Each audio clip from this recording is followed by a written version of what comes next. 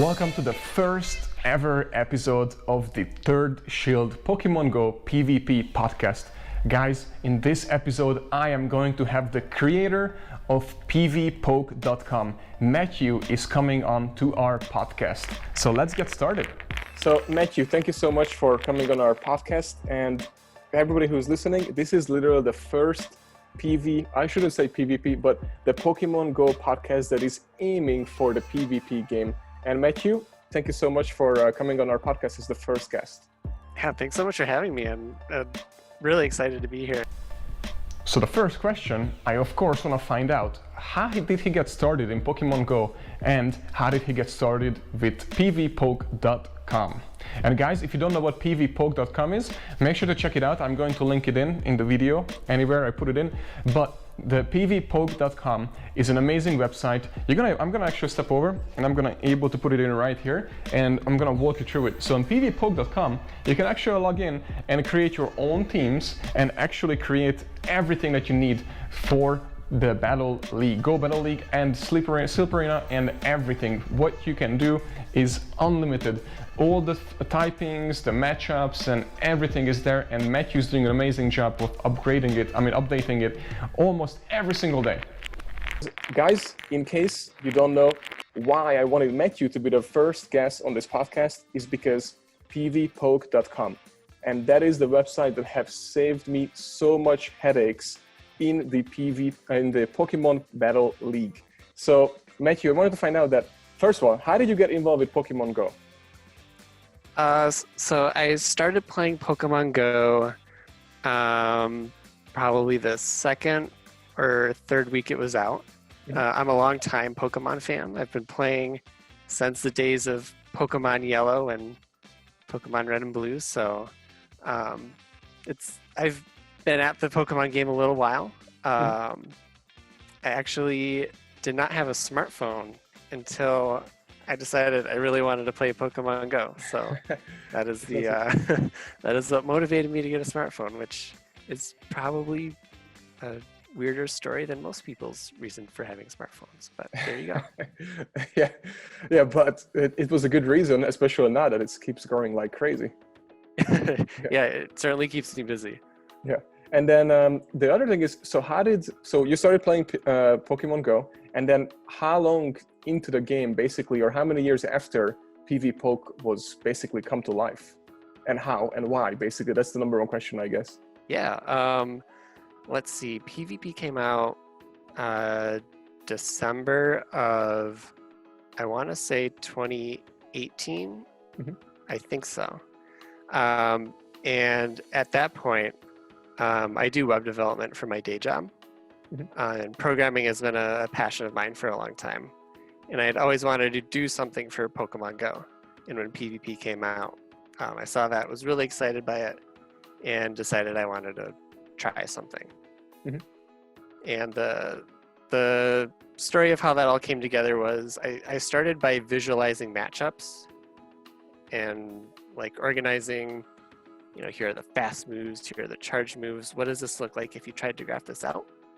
And from there, it became, all right, here's the matchup simulations. Oh, okay, I got to do rankings now. Let's do rankings. And it was, I built the bulk of the site over that holiday and then had it out by, I want to say, mid-January. And how was the first version look like compared to the one that I see today?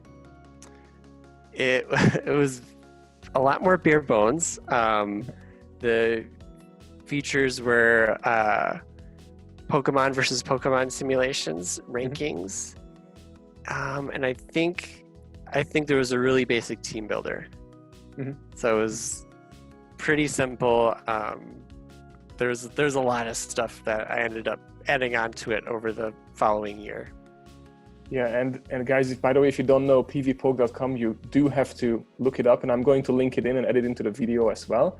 But it's basically a website where you literally go on and you can look up anything and everything possible about your Pokemon, their charged attacks, their weakness, strength, and on top of that, you can literally stimulate games and create an actual well, use the team builder and create your team for different leagues and different actual, let's say, SIP Arena tournaments.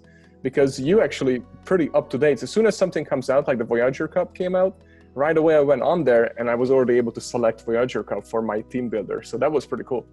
And how much time do you spend on it, by the way, right now? Like updating the site quite a bit. That's what it looks like. Yeah. Luckily, like with the Silph Arena, I have a really good relationship with those people and work closely with them on new formats and stuff. So when a format drops, I have an update to drop too. That's awesome. And what's also a lot of fun is whenever there's a move update, like the grass update we had at the beginning of April, and there's a lot of work that goes into that. Shout out to the people at Pokeminers who data mine the game master file and like move set information and things like that. That is a huge help for me to get updates out quickly. And that reminds me that I remember when the first those movesets came out, and I think right away people were, I think, tagging on Twitter, Pvpoke, that, hey, I don't see this moveset, this must be wrong. And I'm like, dude, just give him a minute. This was just like literally just came out. It's very fun when an update happens, and then. Well, you guys are on it. I have to tell you that, yeah. And so the other thing I wanted to ask you, that, well, now that the Go Battle League came out, so in the Pokemon Go Battle League, what is the one thing that you actually like about it? And is there something, what is like one thing that you would change if you were able to change in the game? Just because you are such a high level that it is something that I want to know from you, because I value your opinion about this. I think, well, I'm certainly not as high level as there's a lot of better players than me, that's for sure. I really enjoy that you can play anybody at any time. That was a big thing that was missing from PvP's first year, is just, hey, I want to battle somebody, but I've got to, send gifts for 30 days and coordinate battling and stuff. So the matchmaking and ability to battle at any time is huge. And that's brought in so many more people to the whole battling scene. And I think the areas where it can improve are probably like obvious stuff like more stability, less lag, things like that. I'd really like to see a format of pick 6 spring 3 that like the Silph Arena does for their tournaments. Maybe not for Go Battle League standard battles, but like some kind of special event or something. That's something that would be really cool and help take away some of the feeling of luck or running into bad teams and things like that. Exactly. And then what do you know about, by the way, I wanted to ask you this, but what do you know about the matchmaking? Because what I experienced with it is that, let's say you pick, and even if I play around with your site, so based on pvpoke.com, so basically, let's say you go with 3 of your picks and you have certain attacks, charge moves and regular moves, fast moves and charge moves. And even if you TM it and change one of those items, then because let's say you've been using a lowland Raichu and all of a sudden now you're getting all water type of Pokemons, or let's say Swamperts, let's go with that. And then now you switch to Grass Knot, then all of a sudden you're not gonna get Swampert. So what I'm trying to say is that, do you know anything about it? Then how is the matchmaking working? Because it seems like it's pretty smart. It's smarter than we think. I know nothing about how Niantic's matchmaking works. It can certainly feel that way, that the game is pitting you against all the wrong stuff. I'll attribute that to like human frustration, I guess. You're gonna remember your losses more than your wins, and true.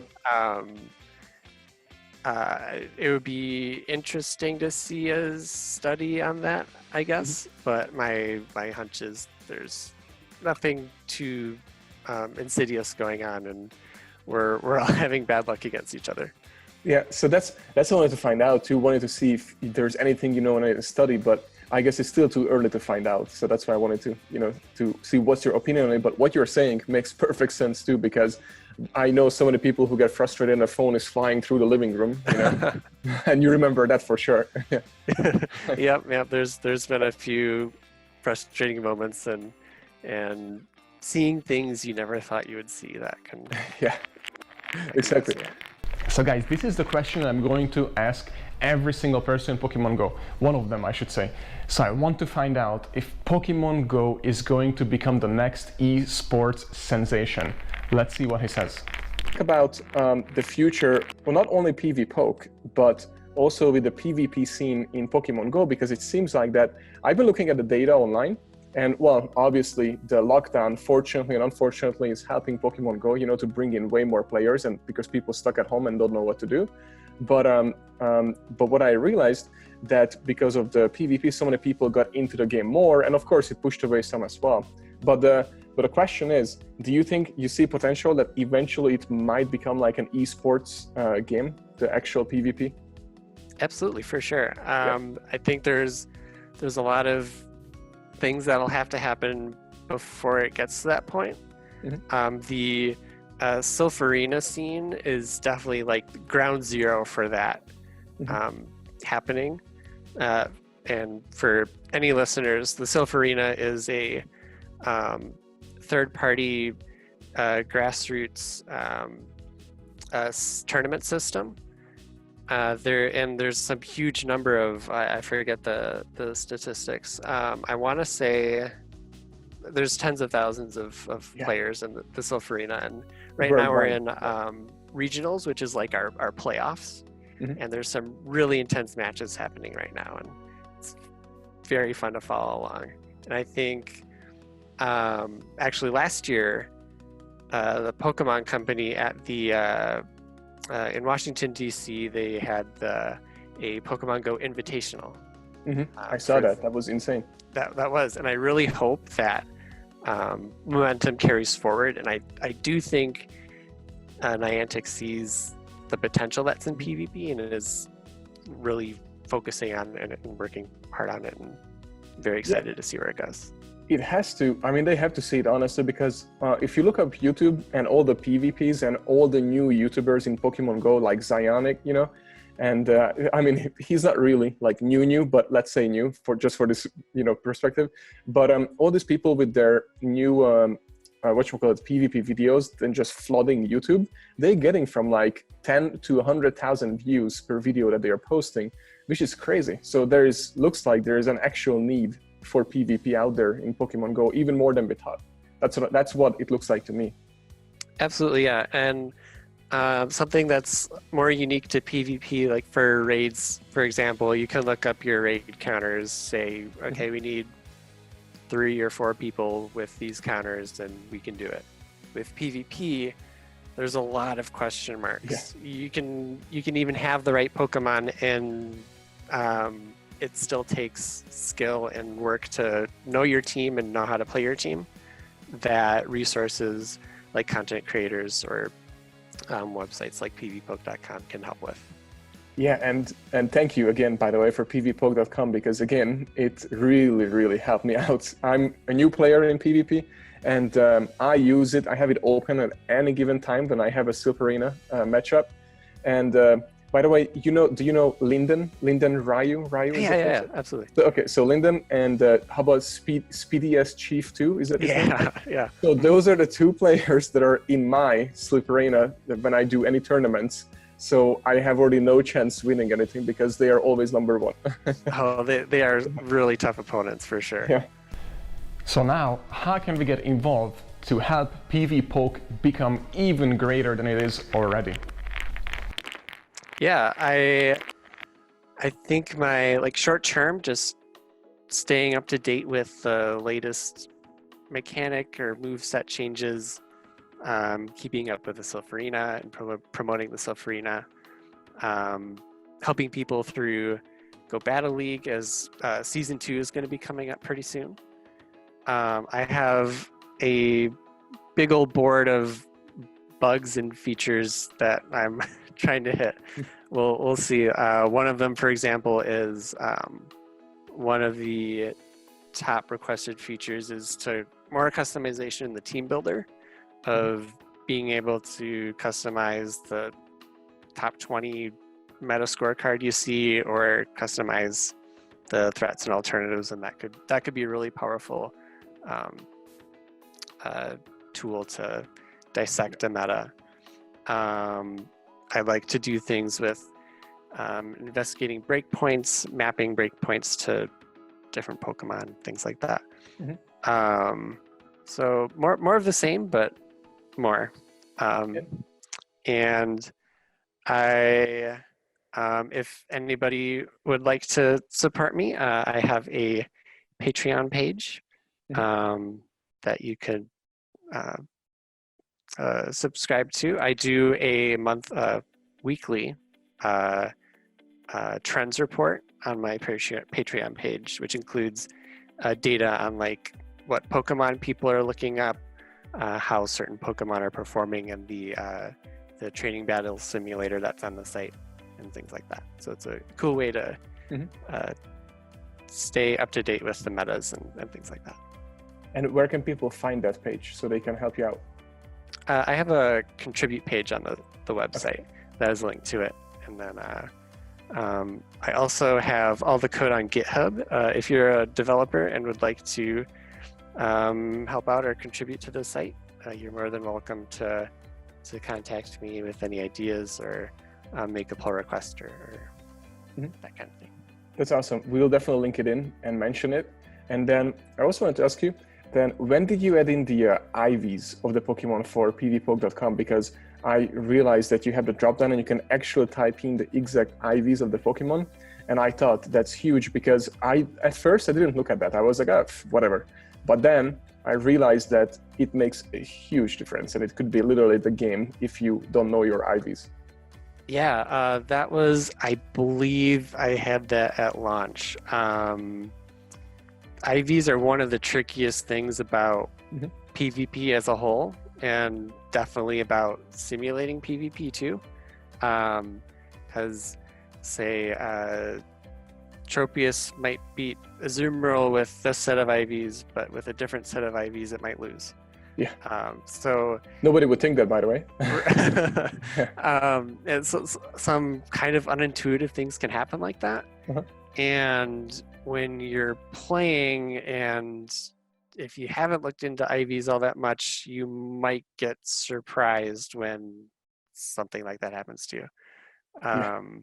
And so simulating IVs is really tricky, and saying this Pokemon beats that Pokemon is a lot tougher when you have all these IV spreads to worry about. And if you're new to PvP, actually, despite all I'm saying about IVs, if you're new to PvP, I won't worry about IVs too much. They do matter, but it's a lot more important to kind of go with the best you got, get experience, get practice with them, and learn. Exactly. Before you worry too much about, is my Azumarill good or bad? Yeah, I agree. Except one bad thing that I did. My ultimate favorite Pokemon, that's why I'm so excited about this Sunday, is actually Alakazam, sorry. And what happened is that I maxed out one, and that was my first ever maxed out Pokemon in the game. And it was almost a zero IV. And I didn't even realize it until I figured out what IVs are. And I looked at it so proudly. I was like, this is what I'm going to use in PvP when it came out. And I found out about IVs, looked it up, and I was like, what the hell is this? I was so pissed. But the game doesn't even show you the options to even see the IVs until you are like, level 25 or something, right? I don't know what level it is, but they didn't add that until very recently. Okay, so never mind. You had to use apps like Calci IV or Pokegenie to see IVs. Which I will link those into, because those are very useful in the game, and then they can take a screenshot, get the info, and go to your website, pvpoke.com, to fill in the gaps. But just like you said, don't worry about the IVs if you just started out right now.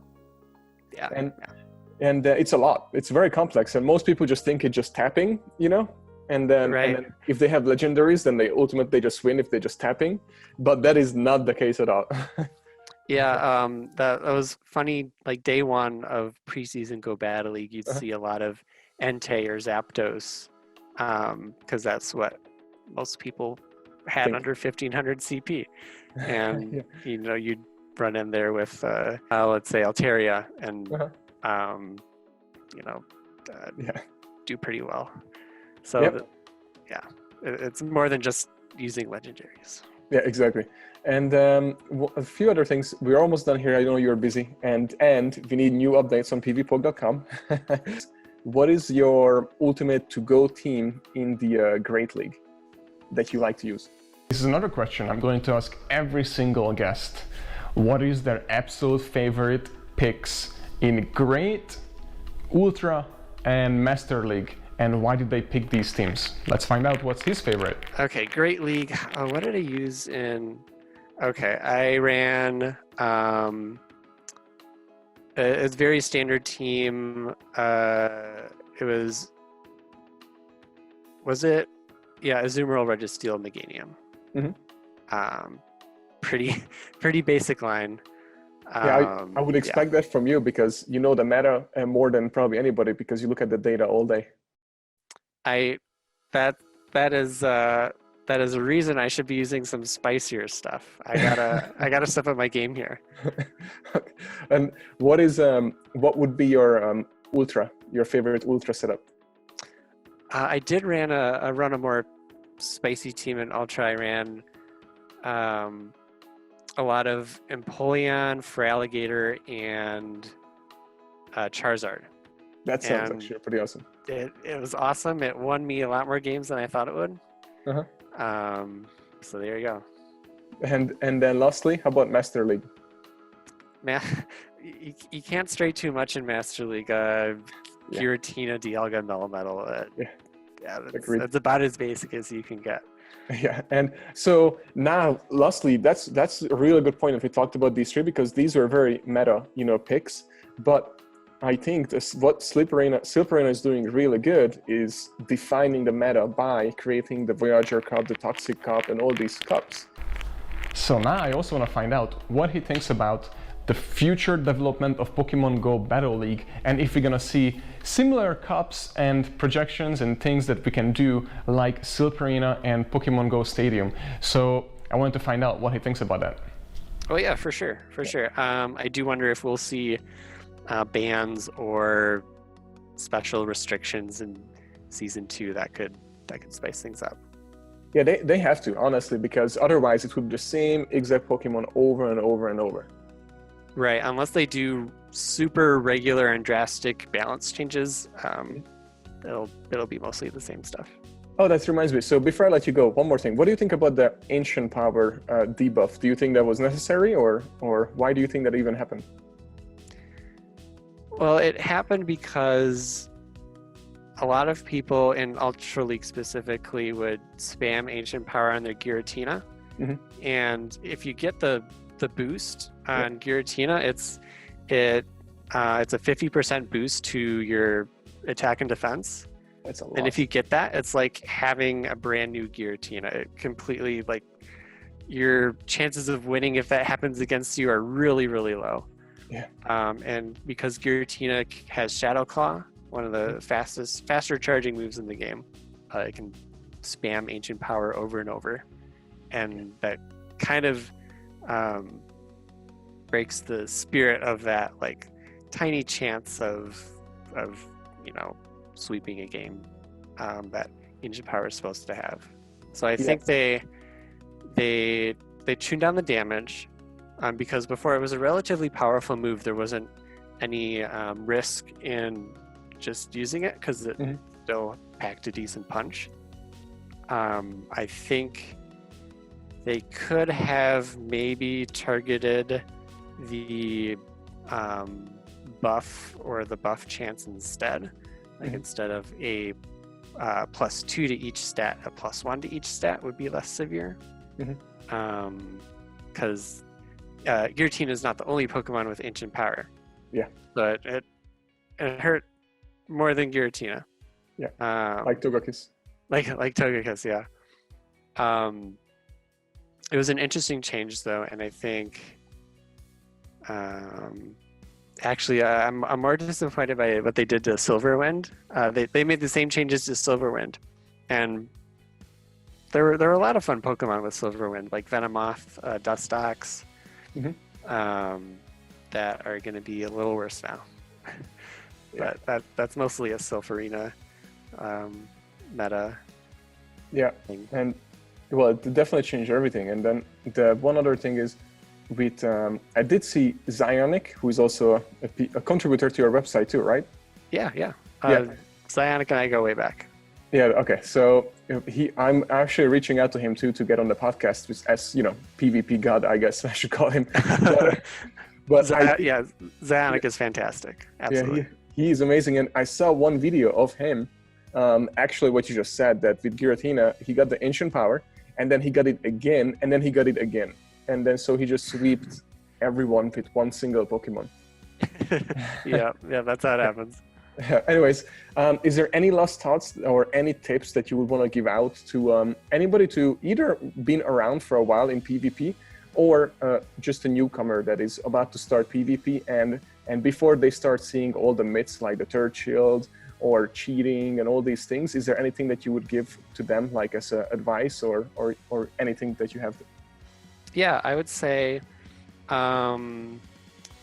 it can be a little intimidating to jump in, but the earlier you do it and the more you do it, the more experience you're going to get.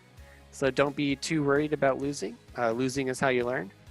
And dive in, see what works for you, and try and build from there.